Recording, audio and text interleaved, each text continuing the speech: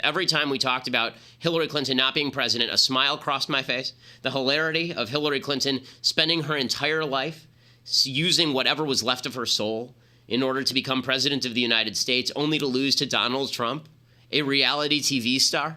After spending her entire life standing next to a guy who sexually abuses women, after using every element of government to corrupt effect, after perverting justice, after escaping justice, after running 1,000 times for the presidency to win the popular vote but lose heavily in the electoral vote, again, to Donald Trump, a person that she and her husband told to run. It's like, that's wonderful. Every time I thought of that, I just thought somewhere Hillary Clinton is just tying Huma Abed into a bed and beating her with a cane, but not in the usual way. Sorry. Okay, if you guys are all going to come up here, can we at least have circle time or something? Your baby needs to...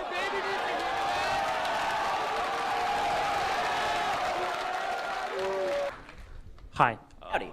Fact number one, transgender is not a disease. This is not my opinion. This is facts from the World Health Organization and the American Psychology Association.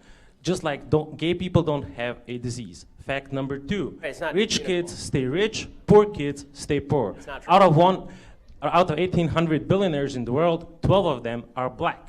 Where you come from, where you grow up, how much your parents earn, whether your parents were married plays a major role in determining where your is there a life question will mark at end the up. end?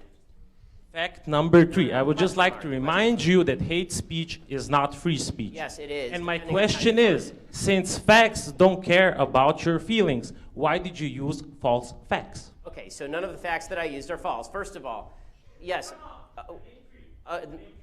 No, okay, first of all, would you like the answer? Okay, so the three facts you mentioned, you talked about transgenderism. First of all, until 5 minutes ago, the DSM specifically defined transgenderism as a disorder. It defined it as gender identity disorder, now calls it gender dysmorphia, which doesn't even make sense. It says that depression is the actual problem, not the actual gender disorder, which again does not explain why the transgender suicide rate is upward of 40%, and the actual suicide rate for the rest of the American population is lower than 3%. Okay, so that's number one. Number two, you talked about income inequality, and you suggested that all wealth is inherited. This is nonsense. According to the IRS statistics, if you are born into the bottom 20% of wage earners in the United States, you will not be one of the bottom 20% of wage earners in the United States. 90% of people will not be within 15 years. There's tremendous wage mobility in the United States of America. Plus, there is not a group of people who just sit at the very top and stay there. People move up and down, in and out of the 1%. 1% just defines the line of income. It doesn't define the people who are in that 1% of income. I've been in the 1%. I've been out of the 1%. It will happen to lots of people. People who are older tend to be more likely to be in the 1%. They weren't once in the 1%. What happened? Okay, so that's number two. Number three, you say hate speech is not free speech. It depends how you define hate speech. The only speech that is not free speech is speech that overtly defends or pushes violence. Specifically, speech that is generating violence, right? That's the only type of speech that's not hate speech. If I say things you don't like, that's not hate speech. And if you think that it is hate speech, you're a fascist. End of story. And demonstrators who, according to police, just wouldn't go home. Oh my God, they wouldn't go. Okay, so we can stop it there. So these idiots take over the streets in LA, to which Trump says, I drink your salty, bitter tears, they're delicious. Like, Donald Trump is going to resign the presidency because a couple of whiny college students from LA decide to take over a street in a city that Trump lost every vote in. Like, all these riots, all these protests are taking place in areas where Trump lost, right? It's not like there's any impact on Trump. It's not like there's any impact on the administration. I'm not even sure what they're protesting at this point. Like, there's lots of stuff that Trump is going to do that's probably worthy of protest, but he hasn't done it yet. He hasn't done it yet. Like, maybe later tonight I'll lead a protest against Steve Bannon becoming the White House chief counsel or whatever he is, but like, he hasn't done anything yet. This is all silly talk. So all these whiny crybabies who are very, very upset, and they're walking around all mopey and, oh my God, the world is over because someone they don't like was elected president. He hasn't done anything yet. He's not even the president yet. He's just some guy who's getting ready to be president. Once he's president, then I think that it is fair, if you disapprove a policy that he's pushing, you go out and you can protest. Although never riot, don't take over streets, because this makes you a douche. But if you're going to do this on the basis of, I lost an election, well, maybe more of you young people should have shown up and actually voted in that election, and then maybe you wouldn't have lost. You're not allowed, into the benefit. Well, I mean, YAF did inform you that I was coming as a speaker, as a person sitting in the audience, as well as a member of Christina Hoff Sommers' team. So I'm not sure what other standards are necessary. I'm also wondering exactly why it's so necessary to keep me personally out. We're just following protocol, sir. Well, why is your protocol to keep me specifically out? What country protocol? Soviet Union or United Do States? you want to step over here to decide? Well, I'm happy to do it right here if you'd like. I mean, I don't think this needs to be private. The bottom line is it's private property, okay? I'm It fully wasn't aware. proper procedures weren't followed, and you're not going to be allowed to So do am I to that. understand that if I take 3 steps forward, you will attempt to have me arrested?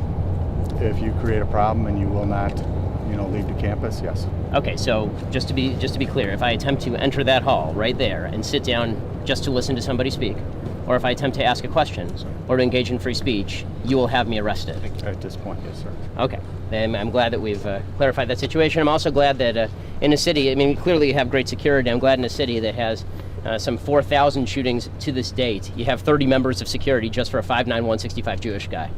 I think this may be a mild allocation of resources. Yeah, it really is amazing. This one was actually particularly amazing because there wasn't a protester anywhere in sight. So you had 30 security people But they could and a sheriff from picture Cook one in County. their heads. Right, exactly. So they'd actually internalized the rioters so well that now they could actually reflect them back out to the world. They're tolerant of anything except somebody actually giving a speech on the topic of free speech. That is the actual topic of the speech that I was say that again? intending Say to that give. again. The speech that I was giving was about free speech, and they are tolerant enough to ban it. So that was exciting. The biggest losers in all of this, bigger than Hillary, bigger than Obama, the biggest losers in all of this, obviously the media. Obviously the media. The media just gets schlonged in this election cycle. And I will say this. People say that it was Trump that ruined the media. I don't think that's right. I think the media ruined the media. I think the media ruined the media in 2012 when they took a fundamentally decent man, Mitt Romney, and called him a racist, sexist, bigot, homophobe. And then in 2016, they said the same things about Trump, and it just didn't wash. People said, you called Mitt Romney that, and we don't believe you. We think that that was a lie. You have no credibility whatsoever. Bill Maher said this. We played it on tape the other day. And the media had no credibility. All of their talk about racist, sexist, bigotry, homophobia, all of it just fell apart. It fell apart in their faces. They'd called wolf too many times. Nobody believes anything they have to say. There was a poll yesterday, an exit poll, showed 76% of the people who voted thought the media were more interested in making money than they were in telling the truth. When that's the case, the media have lost all power in our elections, and that is a grand and glorious thing. And I do have to thank Donald Trump for consistently ripping on the media. Now, sometimes he was ripping on them even when they were telling the truth. But the fact that people don't trust the media overall is a good thing considering the leftist bias inherent in the media and that was so obviously on display. I guess microaggressions aside, because I don't really subscribe to that either, why do you care so much about the way somebody chooses to identify? I don't care at all. I do care about what they force me to say about it.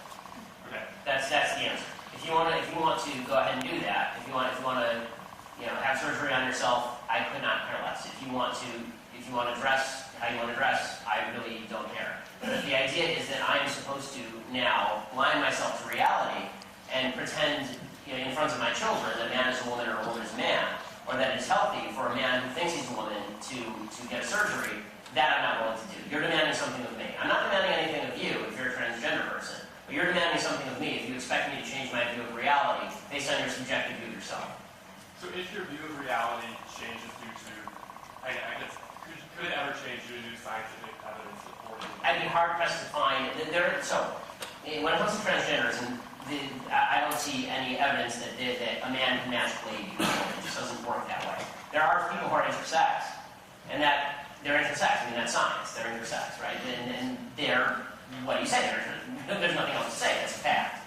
Okay, but it is propagating a fiction to suggest that Caitlyn Jenner can become a woman. Caitlyn Jenner can never become a woman. Okay, I watched my wife give birth twice. Caitlyn Jenner will never do that. Caitlyn Jenner is not a woman. Okay, Caitlyn Jenner is not capable of being a woman. Caitlyn Jenner is a man who's living in a really difficult situation. I feel terrible for him. But that does not mean that I'm going to tell lies to children about whether you can identify as a member of the opposite sex. And number one, live a happier life, because that is just, the depression and suicide rates in the transgender community are absolutely astronomical. And the percentage of kids who say that they're transgender when they're kids and then grow out of it as they get older is extremely high. 8 in 10 kids who say that they have transgender feelings when they're kids do not consider themselves transgender when they get older. Some consider themselves gay and lesbian, but the vast majority of them don't stick with this. So the new civil rights push to say a 4-year-old should be able to get hormone treatment because your 4-year-old son thinks he's your 4-year-old daughter. That's a devastating evil that you're perpetrating on a child who has no capacity to make those decisions.